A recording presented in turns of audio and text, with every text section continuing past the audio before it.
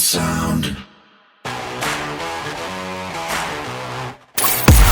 You're listening to Mad Sound Radio. And now, here's your host, Charlie John. Hey everyone, welcome to Mad Sound Radio, episode number 2. My name is Charlie John, I'm your host. Today's episode is an older episode that I recorded quite a while ago with my friend Caleb Hawley. He is a music producer, a singer-songwriter, and an overall awesome dude. Please check him out at calebhawley.com. He has a new record out called Pre-Show Music. You're going to want to listen to it. Once again, this is episode number 2 of Mad Sound Radio with singer-songwriter and musician Caleb Hawley. Wait for someone to stitch me up. Oh, I just want to be loved. Oh, I just want to be loved. Oh, I just want to be loved. Oh, I just want to be loved.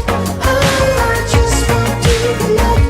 Oh, I just want to be loved. This happened because I messaged you on Instagram and I did not expect you to reply. And this has been in the making for a while. Yeah.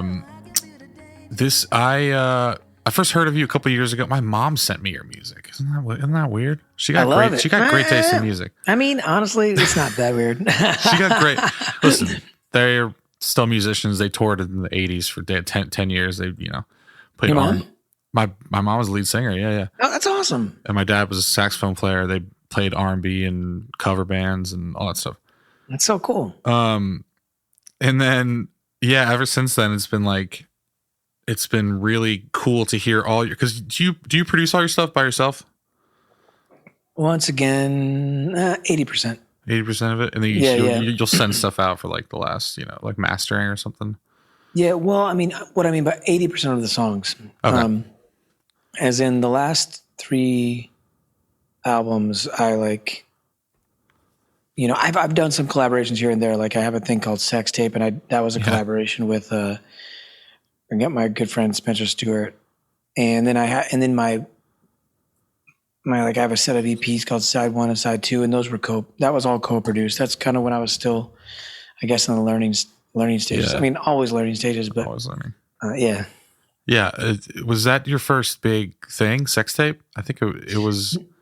No, I mean, Still the One was pretty big. Yeah. I mean, like that song has gotten a lot of streams and stuff, but I mean, the funny thing about that project is it was actually a procrastination project. Like I went to Mexico. To do a writing retreat for my album "Sad People," and I. While I was doing it, I wrote a couple of songs on that, but then I got totally sidetracked because it was January and Valentine's Day was kind of around the corner. And I was like, what if I could do something like this? And so, I mean, we did that all in maybe like a week, like everything, because it was all like very, very crammed. Yeah. But, Yeah, I want to talk about Sad People because it is legitimately one of my favorite records. It talked a lot about it's like upbeat danceable music that's also about mental health. You know what I mean? Yeah. It's like that's kind of what I like to write and produce as well. How did you have the idea for the record, or were you just writing songs and then they all kind of fit in that world? A little bit of both. I mean, I definitely had. I remember having just the album title, "Sad People," for a while, and so I would say I did sort of like, lean into that depression, and but I mean, which honestly, often through my life has come kind of natural, but like that period was definitely for whatever reason it was just easy for me to be depressed in that time of my life, but. And also what usually inspires me the most, I think, like the sad emotion, and that's because it's writing is therapeutic to me. So it's like that's when I'm in a sad state, like it's more like I have to write. Like it's like I need to write in order to process that emotion. Whereas if I'm in a better place in my life, like if I'm going to write, it's only because I'm like, oh, I should write. You know, I'm not going to feel Yeah. a need. Yeah. Well, wow, I feel that a lot. The older I get, I feel like that is like I really have a hard time setting time aside to write. Although I know that a lot of people do that. They set daily things Yeah. to just go in the studio and write. I go through phases. I mean, when I really try to keep as structured of a life as I can because Yeah. with I have like a 1-year-old and a 2-year-old, and with all that, there's a lot of chaos, and so it's like, and so I'm trying to find, so sometimes I will find I'll be better about making time because that's all it really is. It's always just making it's time. time management. Yeah. But I have to write it in. I just got to write. If I'm like making a schedule for myself, super structured, and write it in. The goal is to do like 2 hours a day, which should be able to happen, but lots of times it doesn't. you just had another kid, and like I'm interested, like because I'm getting there. I'm getting up there myself as far as I just got married and all that stuff, and Congrats. And thanks, man. It's what's the time management like? I mean, we were just talking about it. You just throw in the word chaos, but like you got to make time for what you love. Well, I mean, it just like, for instance, like take today, like 3 days a week we have like a little bit of childcare for my daughter who's 2, and the other one, but not for the 1-year-old. And so it's like, and so I get up to my storage unit. I drop her off. I get up to my storage unit / studio, and I'm there for an hour and a half, and then I get a call that it's like, this is making her look bad. I feel bad saying this, but she was like freaking out, So like I had to just like, and my wife had something else, so I just like had to run down and go. So it's like, that's what I mean by chaos. As structured as I try to make it, sure, it's like, yeah. There's always stuff coming up where it's like, oh well, never mind. So imagine if you had. I mean, I didn't today particularly spend that time getting into a creative zone. Yeah. But if I would have, it would have been such a bummer because for me, it takes at least a half hour, but probably an hour to get into a headspace where I'm actually like where I'm actually like kind of flowing and like not judging everything and like, I don't know, and so, Yeah, totally. So that's and then that can be the hard part. Yeah. Does it come quick after that? As far as the songwriting, I mean, it's probably different for every song, but I think so. I think if I get into, I mean, it's just, unfortunately, it's rare that I get into that headspace or the flow of it all. It's rare, but it's partially because I don't give myself enough time. Like if I just was more, just made more of a point really to like 3 hours a day then it would happen more often, but it's just, And what you said earlier about not judging yourself, like that takes so much time to just get to that place. And, even like over the years of learning to when you've been writing and producing your own stuff, not judging your stuff. There's a certain point for me, at least lately, where I've been producing my own stuff where I need to hand it off to somebody with fresh ears. You know what I'm saying? That can be super helpful. Yeah. Because I just, it's, the last little bit or whatever, we can just become such perfectionists. I mean, almost every artist I've ever talked to this is what battles with this. It's like, you're always battling the perfectionist in you. You're trying to like stamp that out. And so it's like, if you have someone else kind of coming at the end, they can kind of help. They can help that. And so that's why, like, sometimes, even though I probably mix, I don't know, 50% of my stuff, but sometimes I don't because just because of that. It's like, honestly, it might only be another 4 to 5 hours of work just to mix it, but it's worth sometimes. But it's a hard work because it's like it's so much like brain battle and just like nitpicky stuff where I'm just doing nothing, where I'm literally making decisions that make no difference. It doesn't matter. It doesn't matter. But I have to. So that's why if you hand it off to someone else, it's like they can kind of do that for you and don't allow you to really do it because you're not in there. It's like, Did you learn just from doing it, or did you go to school for it or anything like that? I went to school for music, but jazz composition, and so Okay.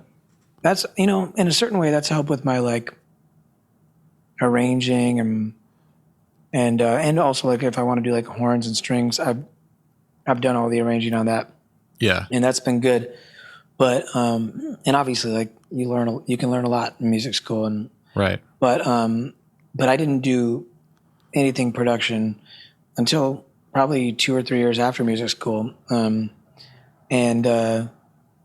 And so yeah, all that side, the producer stuff, it's all really.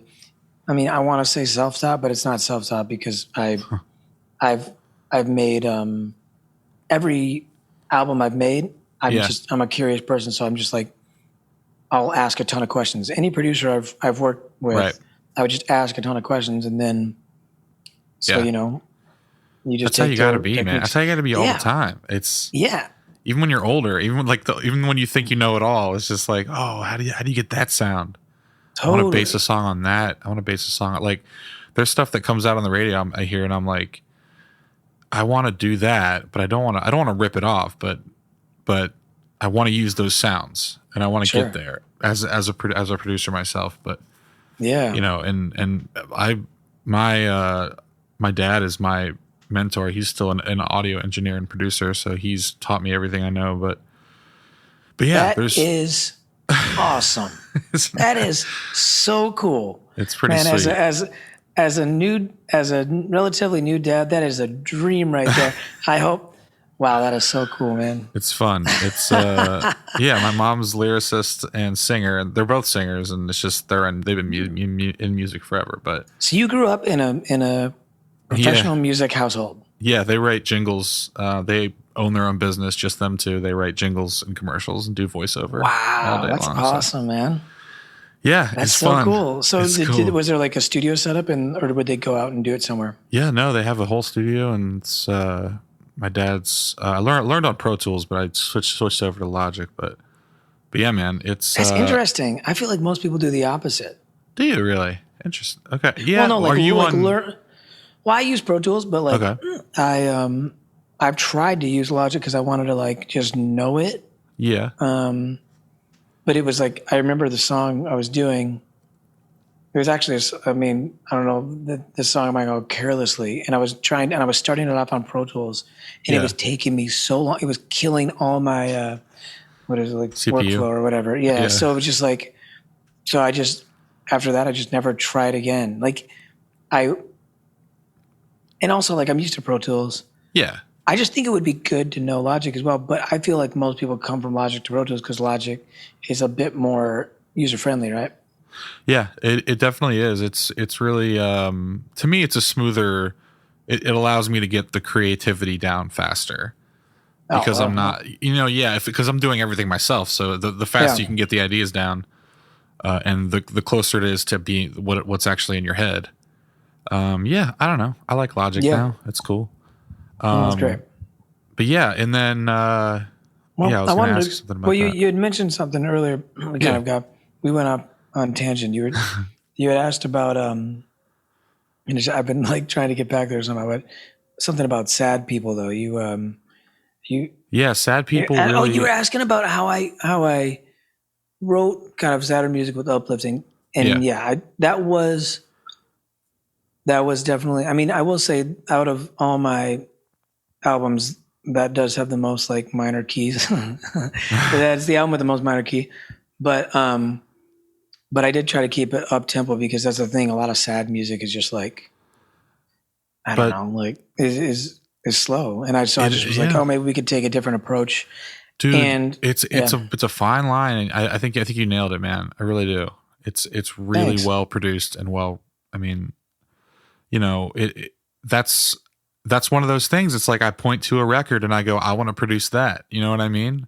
As a young, almost 30. Is that young? I don't know. Who knows anymore? It is to me, but yeah. But yeah, just always trying to learn, just trying like the fucking song, just want to be loved. Yeah, that's an Earth, Wind and Fire song, man. Like that is Thanks, man. killer, and like which Dude, leads me back to. I'm so glad you just said that, man. I've never thought about it as Earth, Wind, and Fire, but that is awesome. That It's so makes cool. that makes me like that's gonna make me re-enjoy the song Oh, nice. because I'm gonna hear it that way I'm instead so of like happy. yeah, that's awesome, man. That's really good. And it's so what was I just gonna say? Oh, I was gonna ask who were they part of your music education growing up? Like who were the guys that made you want to write? And Honestly, or well, bands? so I grew up going to a lot of folk festivals, so I would see a lot of Okay. singer-songwriters, and Yeah. so that was everything I do. And I also grew up in a cappella church, and so like I was around a lot of a cappella music. So I wasn't around like my other than my dad getting or my granddad getting me like a Ray Charles album. I wasn't around like any R&B Hmm. and at all, and I don't really know where that side of me came from. Other than I remember we'd go to the folk festivals, and when we were at these folk festivals, I'd see anyone with an electric guitar is who I wanted to hear, just because Yeah. I was like, I don't know, I was in like sixth grade, and so I heard this guy named Cab Mo, and he was I mean, I would say he's more like adult contemporary, but he was like labeled the blues musician, and he is a great blues guitar player, and so like that kind of I got super into him, Cab Mo, and then I got into this guy Martin Sexton, and then I got in huge to Randy Newman, and so not really like on like the R&B or like funk side. Right. Like I had a Isley Brothers phase in high school, just really and Bill Withers randomly, just because my best friend was going through it, and he was like playing them in his truck, so I was just listening to it, and I was really digging it. But like, That's awesome. yeah, man. So you so did all like did the Earth and Fire, Stevie Wonder, all that kind of stuff came later, maybe? Yeah, it did. I mean, Stevie Wonder, I started listening. I was listening to him in high school, I suppose. But Earth, Wind, and Fire, I mean, I think I had a phase of them like post college, and then Yeah. I mean, honestly, I think that is like the great. I mean, it's funny because it's not like I'm not like their number one fan, or like that's not like I'm not like I love their music. Yeah. I love their music, but it's not my favorite band. But I will say I think they are the greatest band. Like Okay. I think they are I respect that. mind-blowing. Like Yeah. like, and by the way, like I'm not saying like, ooh, it's not my favorite. Like actually, I Yeah. don't like it. No, I love Earth, Wind, and Fire. But as far as like musicianship, songwriting, everything, I mean, I just like And for how long amazing. they've been doing it, yeah, that too. Yeah. Well, who's your go-to band nowadays or artist? I mean, this is the guy I've been preaching for probably 3 or 4 years. And he's always the first person that comes to my mind. His name's Lewis Taylor. Okay. And a lot of people don't know him. He was hugely influential to D'Angelo, apparently. Wow. And like he's retired, but he put out this self-titled album in 1996, and it just could be from any time period. It could be from today. Yeah. It could be, and it is like it's my like I'll like. Is it R&B?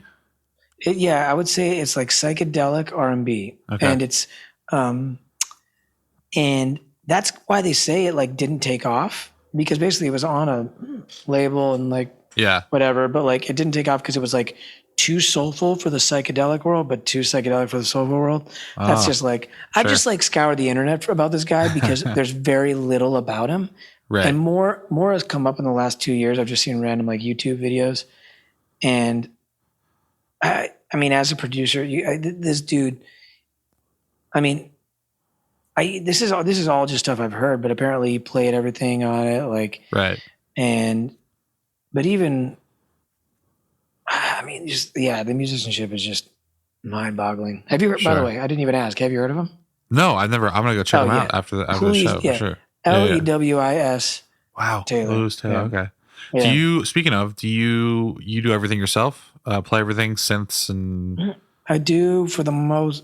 I keep on going back to this For the most 70, part. 80%. Yeah. I like doing that because I mean, I mean, I like doing it that way just because then I can. Usually, it's just out of necessity. It's like, oh, I have this stuff here. Right. Like, I don't want to. I'm not going to have someone over and play it because I definitely could have someone over Sure. and play it much better than me. Like, at least Sure. on like keys and bass. But normally on drums, if I record drums, I almost always have a drummer. Oftentimes, yeah. Jordan Rose, if you're familiar with him. Whenever you have drums, you will use a live drummer. Is that what you mean? Yeah, I mean, I mix it up. Sometimes, like some of my songs, like on Sad People, for instance, like I bet there's live drums on like 8 of those 11 tracks, but cool. but you wouldn't necessarily like. I'll put in triggers and all that stuff, and like sometimes I don't have it feeling like it doesn't necessarily feel like a live kit so much. It's not in the pocket enough. Yeah. Yeah. No, I mean, like, I just find that like I have live drums on even Just Want to Be Loved, but like mixed in with fake drums. And so it's like, that's what I you love. might not hear it that way. Yeah. That's really cool. Yeah. That's really sweet. I want to go back to when you start. How long have you been doing this now? Producing music, right? Just playing music. Just playing music. Oh, 20, coming up on 25 years. So Wow. Yeah. So you started 36. young. I'm 36, and I started when I was. Started when you were 11. Yeah, 11 or 12, and yeah. But I mean, yeah, that's insane. That is totally insane. It's pretty early. Yeah, that's early. Yeah. Well, yeah. I mean, I just was thinking that's just 25 years. It seems like just such a long time. It's a big number. But yeah, I mean, started off, and I had my first chance to perform, and that was like essentially like heroin, and that was, that was it. I was like, I'm never not gonna do this. Yeah. So were you just doing guitar and vocal kind of thing? Yeah, when I started out, I wanted to play drums, and my parents were like, I really wanted to do drums, but then they got a guitar for Christmas. They got like Christmas and my birthday. They got me this drum set, but they got a guitar for my brother. Yeah, and then we both ended up taking guitar lessons, and I just accelerated in that. And so guitar was my thing, like vocals. Right. I never thought of myself as a vocalist. I mean, I would sing because I sang because I wanted to be on stage, and it was better to have like, I didn't want to just be in an instrumental band, but really like the singing was just a necessity. And like I didn't do any singing in college. And then when I finished up, I sang a little, I had when I finished up and decided, I want to start doing music, and just had no clue what I was doing. Right. I knew what I could afford, which was, just me on an acoustic guitar in a van, that was what I could do. So so I kind of went to more, so I started singing from that, and I don't know, like do you still feel like that as far as being a vocalist, or not being a vocalist, or? I don't anymore. I would say I was probably 26 or something. When I was like, oh, I guess I'm a singer. When I would have more people talk about my singing than guitar playing. And so I was, and so I was like, okay, I guess I'm a singer. And then honestly, nowadays, sometimes I feel like more of a singer than a guitar player, but maybe more of a producer overall. Yeah. Because it's where you spend the most time. And Absolutely. Like, I haven't really practiced guitar now in like 10 years, but I'm always producing, Who were you trying to model your voice after anybody, or is it just what came out? When I first started, I totally copied this guy, Martin Sexton, like just copied like everything, when I was in like high school and stuff. And then I don't really know that I was like trying to mimic or sound like anyone in particular. Yeah. I went through mean, I've gone through different phases, you know, Right. and then I just had, you know, in like my 20s and stuff, had like a lot of like just drinking issues and such, and Uh-huh. that kind of like ruined. I shouldn't say ruined, but just messed my voice up and kind of like it lost its innocence.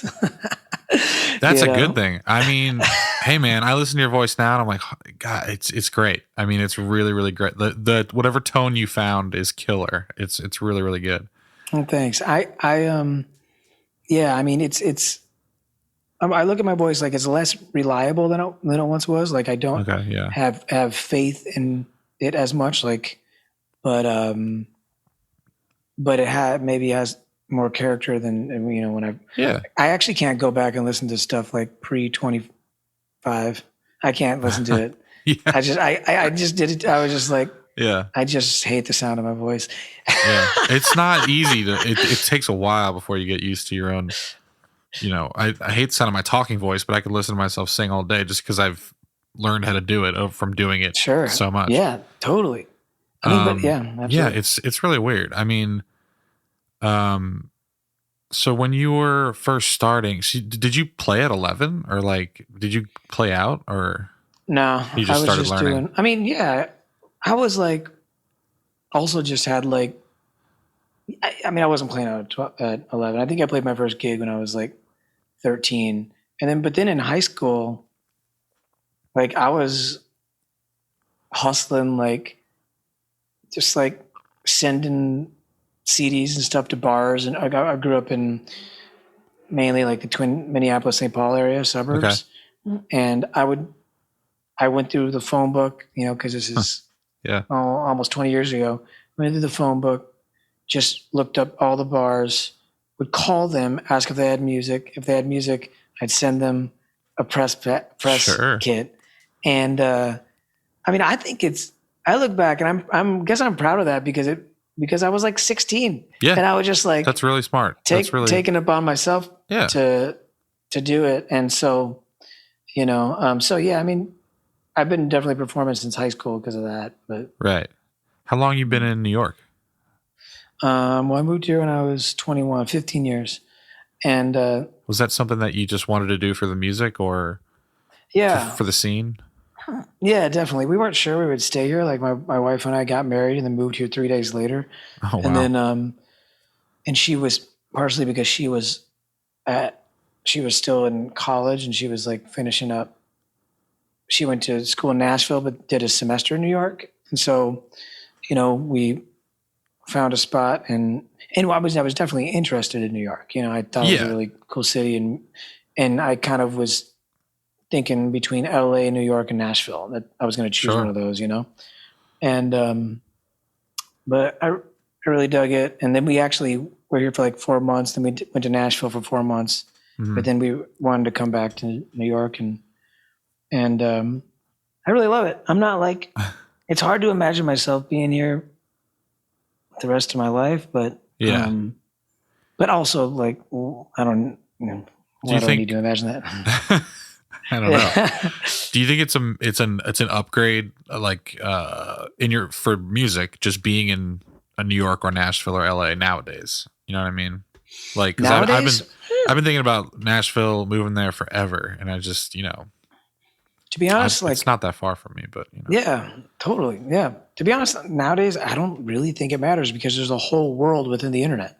right, I mean, like, yeah, I can like look back at and anything that is good, anything good that's happened to me through music has happened through connections in New York. But that's also that's because that's where I've lived, you know? right, It's not, you know, maybe as easy to be connected in certain cities, but yeah, but also, I mean, there's just the internet, so you can kind of it can just be virtual. there was always something to me about like just being in a better scene, like just being like shoulder to shoulder with guys that were better than you.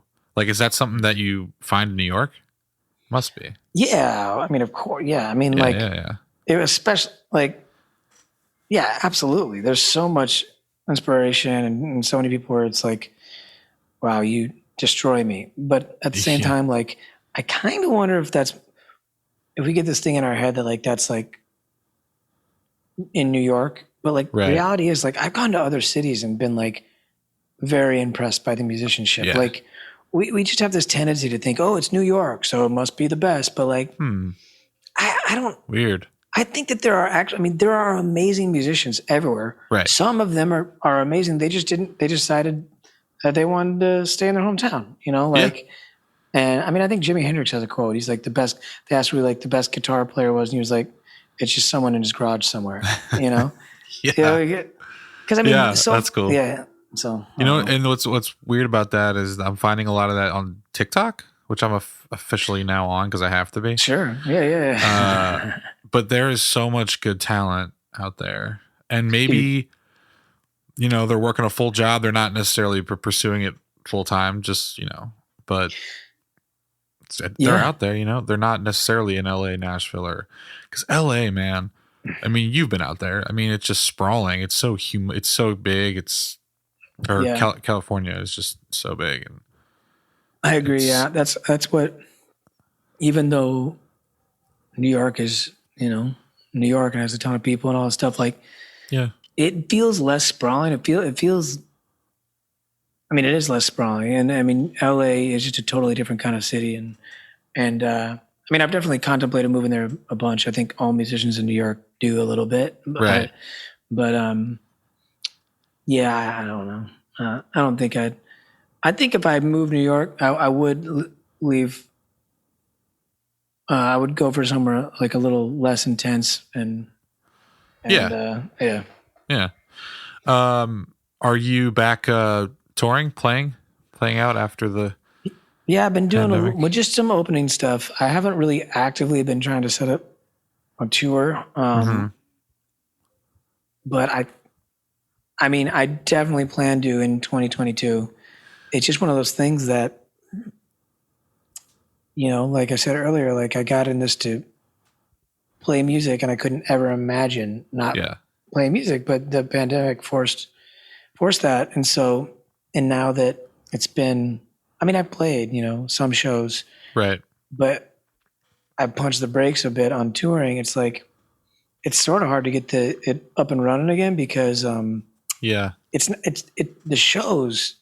I want to do that. It's not that. It's everything else. Literally, yeah, everything else when you're not on stage. I mean, yeah, totally. Yeah, I mean, and you had a kid during the pandemic. Like that must have been just ridiculous. Yeah, so we have two. I mean, it was. Yeah, we had one like right before, and then one right during. before. Oh my God. Yeah, and they're both adopted, and and it's awesome. And so that is definitely another piece of it as well. It's like if I'm gonna, I just have to be very wise with the choices on setting up a tour and all that stuff. So, because it's not easy right now, but in a couple of years it'll be easier. But I really do want to, and I have gotten to do some like openers this fall, and that's been really cool. That's cool. Because you never toured for Circular Thing was your latest record. Is that correct? Yeah. You never did you never do a tour for that one? I never did a tour, and to be honest, I don't know that I ever will. I just don't know because I think I won't ever do like a Circular Thing tour because it's now been a year and a month since it came out, and so I want to. I mean, my goal is to be making more music, and I'm honestly like, I'm sort of bummed that I didn't make one this year because I was trying to put out an album, every year, right? At least one, Wow, but that's tough. And yeah, it should be doable. Yeah, it's a commitment. Yeah, it's absolutely, it is a commitment, but it should be doable. But I just life change. Like when I had that in mind, life changed as far as like the 2 kid situation, and so the time I had to write music just got really chopped down. So it was like, Yeah. so it's tough, but I want to put, I mean, I will put out an album next year. I want to put out 2, but Yeah. we'll see. I mean, we're in an industry now that rewards putting out more music. Like the faster you can put it out, the better. Was that ever part of it for you, or did you just want to do an album a year just because you have that much music?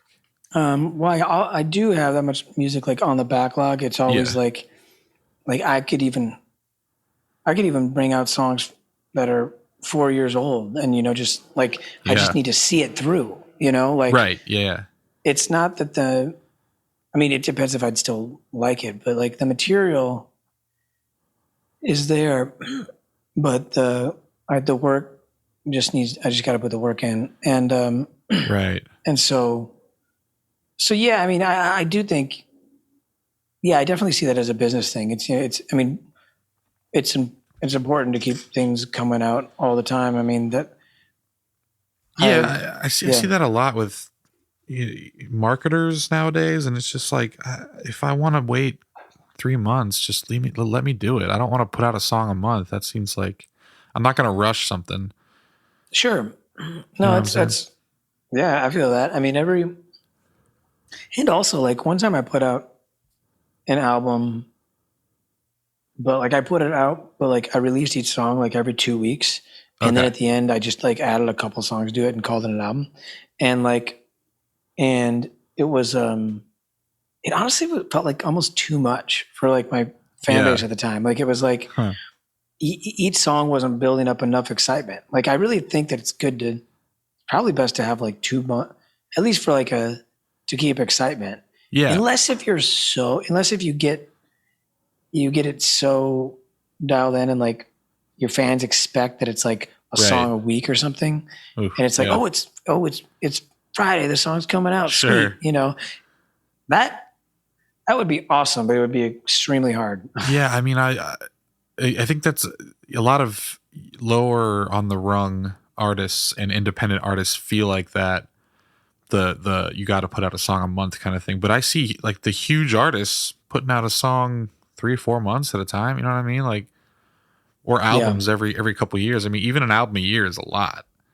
That's because they have the fan base sustained, They don't, Right. they're not like, they don't need to do the hustle as much, at least it seems that way. I mean, there are also just certain artists that, I mean, that's kind of the way, we consume content. It's really quick but there are definitely artists with established fan base. I feel like don't really need to do that. And to be honest, Yeah. like that would probably be the preference, I mean, you wouldn't Yeah. have to feel as stressed. Do you prefer the album game or singles as of right now? I mean, I like keeping singles going. Like if ideally I'd have a single a month and then like roll those singles into an album Yeah. of like, 9 or 10 songs. And so like, half the album would be new and half the album would be Right. stuff you've released, Yeah. Definitely.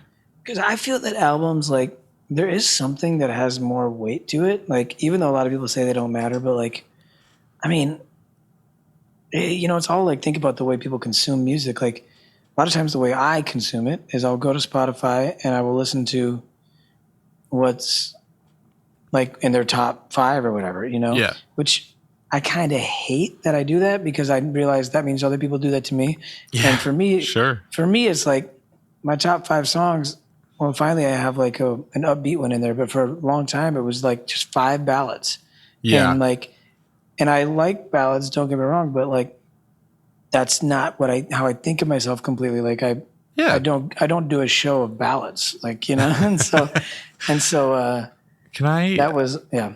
can I ask you something about just producing or like even writing? Like, are ballads harder than up tempo stuff? You know what I Actually, mean? Like, I think I find ballads to be easier to write. Okay. Maybe because maybe they're a little easier to not be like cheesy. I don't know, something for me anyways. It's like, also if I'm just sitting probably the easiest way for me to write is with a guitar. And if I'm writing with a guitar, I'm either ballad to mid-tempo. Right. The way I write fast songs is almost always is starting off with a drum beat, or Yeah. start like just, starting from the production zone rather than Yeah. a guitar zone. and so, yes, I think that, I do think they can be a little harder to write because sometimes they're less inspired lyrically. It's more like, let me. It doesn't. The lyrics sometimes like are less likely to come from an emotion and more to come from like a technique place. Like, Yeah. all right, let me think of an idea and like use my skills to write this song rather than Right. have the song pour out naturally. Yeah. I thought. I still think for a while, but maybe just because I'm not great at writing ballads, because I just think it's harder to keep it interesting. Maybe that's on the production side. You know what I mean? Like the writing, you can obviously mess with the lyrics forever. But I think the lyrics are hold more weight and all that stuff. So Yeah. So you find it hard to keep it. it depends on what. Interesting. I don't know. I think it all depends. I think just like everything in this business, it all depends. Sure. I'm just thinking for me personally, like it doesn't change because it's like you can add. When I'm thinking ballads, I'm thinking, I could have like strings or there's just still plenty of different options in my mind. I can see that it might be like you want to keep it from being boring or something like a slow, boring song. Yeah. But also like, man, there's some great boring.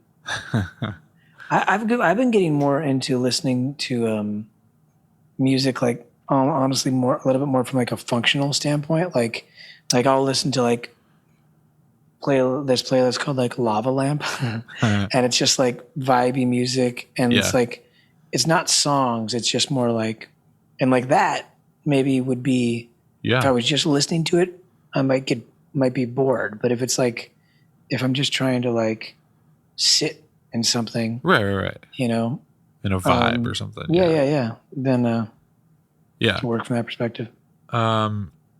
Well, we're coming up on it, almost the end of the show here, and I got to ask you what your worst gig of all time was, because everyone's got a story, man. Oh yeah, for sure. Honestly, no, I mean I definitely had some bad ones. I think. Band or solo? Oh yeah. Either way. It was probably Philly. My worst gigs, I mean, I can't right off the top of my head. I'm not thinking of any of the awkward and like funny stories. My worst gigs have just been the super depressing ones. Okay. Ones where it's just like, I haven't played in Philly. I'm going to take a chance. Or I played in Philly, but it's been a couple years. I'm going to take a chance. I get this gig. Can't remember what it is. It's just this divey, like, just nasty bar, which can be cool, but in this case it wasn't. And just like no one showed up. Like I think there was like 3 people that showed up. The opening band was just like talking, like there, but just like talking. They also like didn't have many people show up, but they were just talking the whole time. And I remember just getting like so dark because it's just like, I had this I was like coming back. It'd been a while since I played in Philly, and I was like testing it out. I was like, sure, maybe this will work, but it just totally didn't. And and I just, and I remember like kind of like losing my mind a little bit. I started like, well, now I do this sometimes at shows just for a joke, but I was like, but it wasn't a joke. I was like taking off my clothes and like I was talking about like relapsing and like all these like, or wanting to. And it was just like a really dark, but I just went sort of insane because I was just so right. I mean, honestly, what it comes down to, I was just so sad, but like that was kind of the way it manifested. Jesus. And so, I mean, I've had a couple of those, but that one always comes to my mind. Also, because there was like a couple people there that were big fans, and like for those ones, it just makes you feel like kind of just humiliated, Yeah. Like they came to see you at your best, Yeah. Yeah, and totally. you kind of didn't totally. deliver. Yeah, absolutely. I mean, Jesus. but I played so many shows. I've had, I know. I've had a number of those, and I sort of like wish I could think of a good one that just like went awkwardly bad, Sure. but not because those are the stories that are fun to hear, but none's coming to my mind right now. Yeah, it's weird. I think my brain just blocks them off, so I don't remember them. But yeah. I mean, there's the early on playing to nobody but the bartender, and people asking you to leave because they'd rather hear the DJ. All that shit. I feel like that's happened to me like handfuls of times, but I just want to remember the good ones. Yeah. I mean, you want to remember the ones that are. Oh, absolutely. Yeah. I mean, you probably do. You probably remember the great ones, and Oh yeah. I mean, it's it's a good memory. I definitely remember. Oh yeah. I mean, otherwise, it is a high stakes performing. Yeah. For me, and I think for most performers, is like we do it. We love this, and we place a lot of weight on it. It's like so that's what makes it. It's just a high stakes. It's like major highs, major lows. Right. If the show is rough, and the thing is it can be hard to hit the high because we can always nitpick on ourselves. But if it's, I mean, but still, like, it feels great when the crowd is there and with it, and everyone's like, just in it. Like there's no greater high. But then, right. when it's just a bum show, I mean, it's hard. It feels so bad. It feels like it hits deeper, man. I feel like when it goes badly, it's just like, oh, really? Okay. Well, it's like our dreams on display. It's like we're testing it. We're like, is this is what we dreamed to do, and is it working? And like that's the test, So when it works, it feels so good because we're getting somewhere, we're succeeding, we're doing chasing that every time. Yeah. We're chasing that every time. And when it goes poorly, it's like you question everything. Yeah. Speaking of which, you opened for Lawrence, the band. How was that? Oh man, that was awesome. Those guys, I've opened for them like a few years ago actually, but then they've been really crushing it. And so I opened for them in Boston last weekend, and then next month I'm doing one in Philly. Speaking of Philly, which I know will be much better, but I is that just you by yourself, or do you bring a band with that for that slot? I bring a band with that. Okay. When I'm I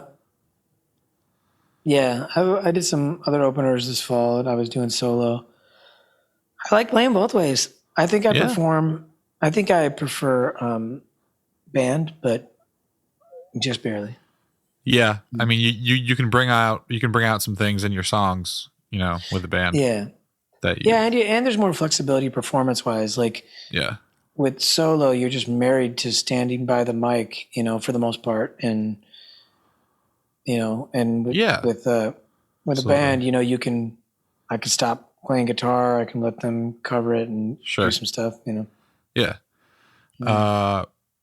We're going to go see them on Saturday. They're coming to Kentucky or Cincinnati, so we're going to go see them, Lawrence. Nice. And I cannot fucking wait. That's awesome, man. Because like they are like the stuff they did with John Bellion. Mm-hmm. It's like, oh my god, that's so good. It's so unique too, man. It's just they're unique. Their show is really solid. They have it put together. But nice. It's really good. You're gonna dig it. Awesome.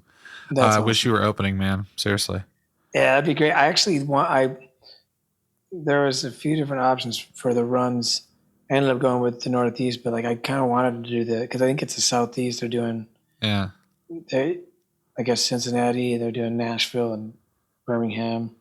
Wow. I like playing. I like playing the South, and I don't get to do it that much. Yeah, definitely. I don't know if I've ever played Kentucky. No, I played there once. Cincinnati.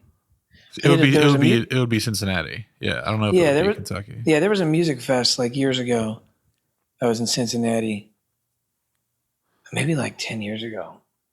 But I played there then. Yeah, the scene around here is, it's Wait, a that's little Ohio. Yeah, the scene around here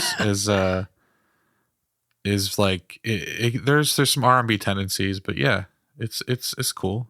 You know, you Yeah. would kill it. I mean, you've But actually, I just said Cincinnati, which is not Kentucky. So in that case, I don't think I've ever played Kentucky. no, I don't know where you would play in Kentucky.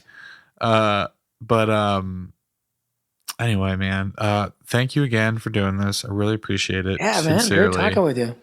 It's really cool that you wanted to do this and hang out, and congrats on everything, man. I'm really looking forward to everything you're gonna do.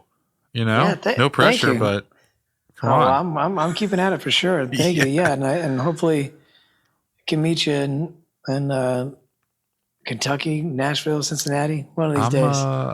I'm Wherever you end up. putting a little. I'm thinking about heading to New York next year, actually. Oh, really? Wow, Yeah, nice. I might do some weekenders. You know, maybe Nice. something like that. Well, definitely. Anytime you're playing in New York, you let me know. I'll let you know, man. I appreciate it. Cool. Well, so this is going to come out. I should have told you this maybe before we started, but I always forget.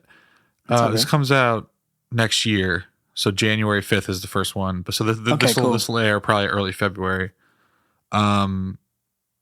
Is there anything you want to promote heading into next year? No, and I won't have anything other than there's nothing concrete, so I can't promote anything Okay. that time. But I wouldn't know, you know. Okay. I mean, I plan. Hopefully, God, I hope I have a song coming out in February. But I don't Yeah. know what it's going to be. So That's fine. That's totally perfect. Cool, man. Well, thanks again for doing this. I really appreciate it. I just want to be loved. I just want to be loved. I just want to be loved. I just want to be loved. I just want to be loved. I just want to be loved.